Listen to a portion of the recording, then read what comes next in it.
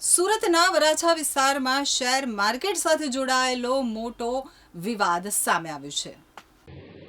બાંહેધરી કરારમાં એની કોઈ ચીટિંગની કોઈ એફઆઈઆર ન કરી શકે ને એટલા માટે બાંહેધરી કરાર થાય. બાંહેધરી કરારમાં કહે છે ચીટિંગની એફઆઈઆર ક્યારે થાય? તમે મારા પૈસા લઈ એમ કહ્યું કે અમને દેવાય તાર થાય કે કરી લે તો એફઆઈઆર. એટલે બાંહેધરી કરાર એટલે થયું કે ભાઈ કહે તો છે, બાંહેધરી તો આપે છે કે ભાઈ હું પૈસા આપી દઈશ વર્ષ પછી, એવું તો કહે છે ને, એટલે આપણે બાંહેધરી કરાર લખાય કે ભાઈ આ કોઈ કહે તો જોઈ લે ભાઈ કઈ લખીને ગયો છે, હું આવીને આપી દઉં. ચીટિંગનો કેસ ક્યારે કરી શકો? હું તમને આપવાનું નથી. બરાબર ને કહે તો છે કે દુબઈ આવીને મળો, બેઠો જ છું દુબઈ જઈને મળવું હોય જેને લાખ રૂપિયા 1.5 લાખ રૂપિયા ખર્ચો કરવાની હિંમત હોય જાય દુબઈ મળવા. દુબઈ વાત જવાબ આપી દેશે બધાને.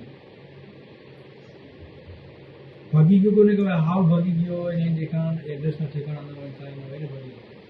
એટલે બધું વ્યવસ્થિત વકીલની સલાહ લઈને કરવામાં આવે છે. મને સપનું એમ મેં કહ્યું નથી, વકીલની સલાહ લઈને વકીલની ઓફિસ કારણ વકીલે કીધું કે અત્યારે કાયદો એવો થઈ ગયો છે કે જે ભાગી જાય ને તો એના ઘરવાળાથી લઈને બધાને હેરાન કરવામાં આવે. તમે જો આપણે એવું કરવાનું થતું નથી. એનું માટે શું કરવું? તો એ ડિક્લેરેશન આપીને જાય કે હું છું, 12 મહિના પછી પૈસા આપી દઈશ, મારું નુકસાન થયું છે, તો કાંઈ થતું નથી. એટલે આપણે ડિક્લેરેશન લખાઈ મૂકી દીધું. એમાં કાંઈ એને કંઈ જાદુ લખ્યું નથી આપણને. બીજી જગ્યાએ આટલા મને પૈસા લીધા, એટલા તમે આટલા વર્ષે પાછા આપો. જવાબ એક જ આવતો બધા અમને ખબર નથી. હાથ ઊંચા કરી લો, હું તમને ચોખ્ખું કહું છું. હાથ ઊંચા કરી લેવાનું થાય અમને કાંઈ ખબર નથી. સુરતના મોટા વરાછા વિસ્તારમાં શેર માર્કેટ સાથે જોડાયેલ મોટો આર્થિક વિવાદ સામે આવ્યો. શેર બ્રોકર ઉર્વિશ અગ્રાવત પર આશરે 800 જેટલા રોકાણકારોના 90 કરોડ રૂપિયાથી વધુની રકમ લઈ અને ફરાર થવાનો ગંભીર આરોપ લાગ્યો છે. આ મામલે ઉર્વિશ અગ્રાવત વિરુદ્ધ આર્થિક ગુના નિવારણ શાખામાં ગુનો નોંધાયો છે. ફરિયાદમાં જણાવાયું છે કે ઉર્વિશ દુબઈ ભાગી ગયો છે, પરંતુ હવે આ સમગ્ર કેસમાં નવો વળાંક આવ્યો છે. ઉર્વિશના પરિવારજનોએ આગળ આવીને ગંભીર આક્ષેપો કર્યા છે. ઉર્વિશના પિતા પિયુષ અગ્રાવતનો દાવો છે કે તેમનો પુત્ર જાતે ભાગ્યો નથી, પરંતુ તેને ભાગીદારોએ દુબઈ મોકલ્યો છે. તો પિયુષ અગ્રાવતનો આક્ષેપ છે કે શેર માર્કેટમાં ઉર્વિશ સાથે તેના મિત્ર પ્રિન્સ અને તેના પિતા હિતેશ પંડ્યા ભાગીદાર હતા. તેઓ સાથે મળી અને રોકાણકારોને શેર બજારમાં રોકાણ કરાવતા હતા. ઉર્વિશના પિતાના જણાવ્યા મુજબ તેમના પુત્રએ 4 કરોડથી વધુની રકમ પ્રિન્સ, તેના પિતા હિતેશ અને તેની માતાના ખાતામાં ટ્રાન્સફર કરી છે. તેમ છતાં ઉર્વિશને જ મુખ્ય આરોપી તરીકે રજૂ કરવામાં આવી રહ્યો છે. તો પિયુષ અગ્રાવતે વધુમાં આક્ષેપ કર્યો છે કે હિતેશ પંડ્યાએ તેમની પાસે બળજબરીથી બાંહેધરી પત્ર ઉપર લખાણ લીધું હતું અને તેમને કહેવામાં આવ્યું હતું કે પુત્રને દુબઈ મોકલવામાં આવ્યો છે, તે વાત કોઈને ન કહેવી. આ અંગેનો વિડીયો પુરાવો પણ ઉર્વિશના મિત્રોના મોબાઈલમાં હોવાનો દાવો કરવામાં આવ્યો છે.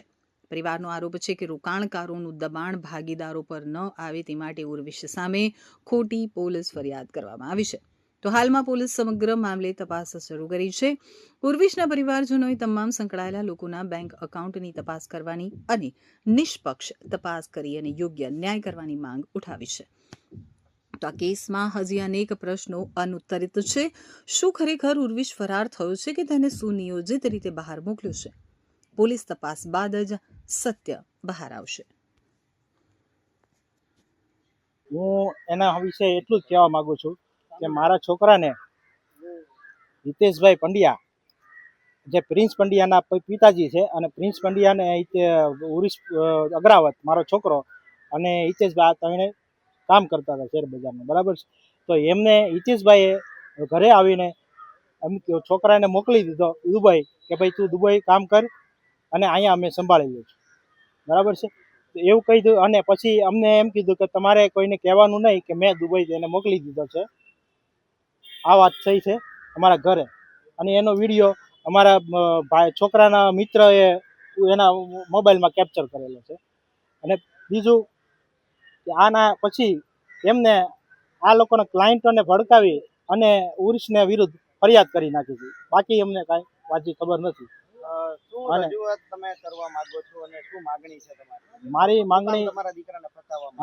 માંગણીની કહેવાનું એક જ છે કે એક બાજુ એને ત્યાં ધંધો કરવા મોકલ્યો અને અહીંયા લોકોને એમ કીધું કે એ ઉઠી ગયો છે, પૈસા લઈને વયો ગયો છે, એવી ખોટી અફવાઓ ફેલાવી અને એના ઇન્વેસ્ટરોને અને બધાને ભેગા કરી અને ફરિયાદોને અરજીઓ કરી છે.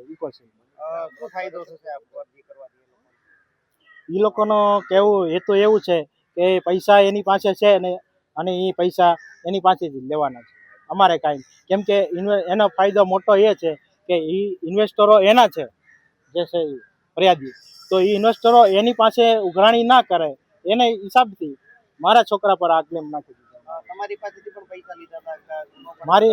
મારી પાસે એમાં એવું છે કે મારી પાસે જે જમીન હતી તેલવા ગામની, એ જમીનમાં મને એમ કીધું કે ભાઈ સારો એવો લેનાર વ્યક્તિ છે ખેડૂત અને સારો ભાવ આવે એમ છે 35 લાખ રૂપિયા. મેં 32માં લીધેલી જમીન, તો એ જમીન કે તમારે વેચવી હોય તો મારી પાસે એનો ગ્રાહક છે ખેડૂત. એટલે મેં કીધું કે કાંઈ નહીં, સારું જો મળતું હોય તો. અને આ વિશ્વાસનું કારણ અને ભરોસાનું કારણ એ છે કે એ લોકો બધા સાથે કામ કરતા હતા ભાગીદારીમાં, 1.5-2 વર્ષથી કામ કરતા હતા. બરાબર છે. જમીનના પૈસા મને 7 લાખ રૂપિયા રેવન્યુ પેટે વિનોદચંદ્ર પ્રજાપતિ, જેને વ્યક્તિ જમીન વેચી એના ખાતામાંથી મારા ખાતામાં આવ્યા 28 તારીખે. અને પ્રિન્સ પંડ્યાએ મારી પાસે પૈસાની માંગણી કરી, એટલે મેં એ પૈસા 7 લાખ રૂપિયા પ્રિન્સ પંડ્યાને આપ્યા હિતેશભાઈના કહેવાથી કે ભાઈ હું તમને તમારા છોકરાને પૈસા આપું તો કે કાંઈ વાંધો નહીં આપી દો. અને બાકીના મેં કીધું 28 લાખ કે એ પાર્ટી આપે એટલે હું તમને 28 ને 7 35 કરીને આપી દઉં, જે મને આજ સુધી પરત નથી આપ્યો. એના વિરુદ્ધ મેં ફરિયાદ કરેલી છે 13/12/2025 આપણે ઉત્તરાયણ પોલીસ ચોકીમાં. કેમ કે જે મારું રહેવાનું છે ત્યાં એ વિસ્તારમાં આવે છે.